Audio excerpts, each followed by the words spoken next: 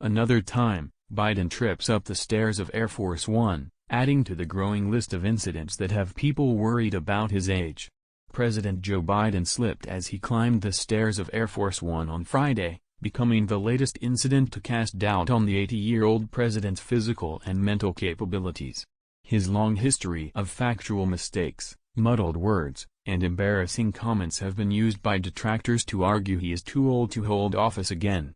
Following a two-day NATO meeting in Lithuania, he lost his balance while ascending a flight of steps to board the presidential plane on Friday in Finland. He immediately regained it and waved to the throng below from the plane's entrance.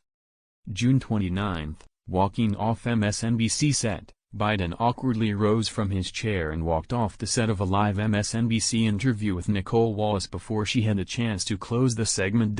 Countries and interviews twice in a matter of 24 hours. Speaking about NATO's support for Ukraine, he referred to Russia's attacks as an onslaught on Iraq at a fundraiser in Maryland, and a day later told reporters Putin is clearly losing the war in Iraq. Not the first time the president has confused the two wars. In November, he blamed inflation on the war in Iraq, the war in Ukraine, he said during a speech in South Florida. June 27, calling Modi the leader of China. At the same June fundraiser in Maryland, Biden called Indian Prime Minister Narendra Modi the leader of a little country that's now the largest in the world, China, before quickly correcting himself, India. June 16, referencing royalty, Biden ended remarks in Connecticut about gun control with the phrase "God save the Queen," man, baffling his own White House Deputy Press Secretary Olivia Dalton, who told reporters in an email she was unsure what the comment meant and that Biden was speaking to someone in the crowd. June 8, building an ocean railroad, the U.S. is planning a railroad from the Pacific Ocean, from the Atlantic Ocean all the way to the Indian Ocean, Biden said during a White House press conference with UK Prime Minister Rishi Sunak, an apparent reference to a proposal to build a railroad in sub-Saharan Africa that stretches to the Indian Ocean.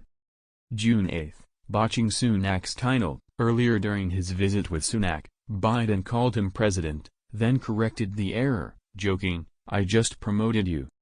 May 26, misstating the number of granddaughters he has, Biden said he has 4 granddaughters, when really he has 5, while hosting the NCAA championship-winning Louisiana State University women's basketball team at the White House, drawing widespread criticism from columnists and pundits that the Biden family has failed to acknowledge his son Hunter Biden's estranged 4-year-old daughter. May 21, calling the South Korean president the wrong name, Biden said during remarks at the G7 conference in Japan he has spoken at length with President Yoon of South Korea, referring to South Korean President Yoon Suk-yeol.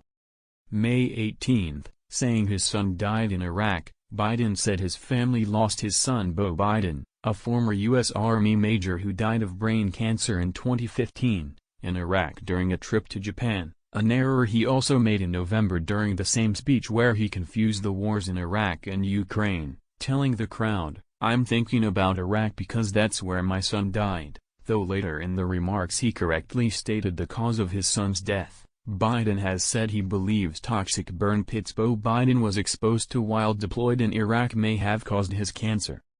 May 5, promising a major press conference, while closing out a briefing with reporters on the economy on May 5. Biden foreshadowed a major press conference later that afternoon, which a spokesperson later clarified was intended as a reference to a pre-taped interview with MSNBC's Stephanie Rule.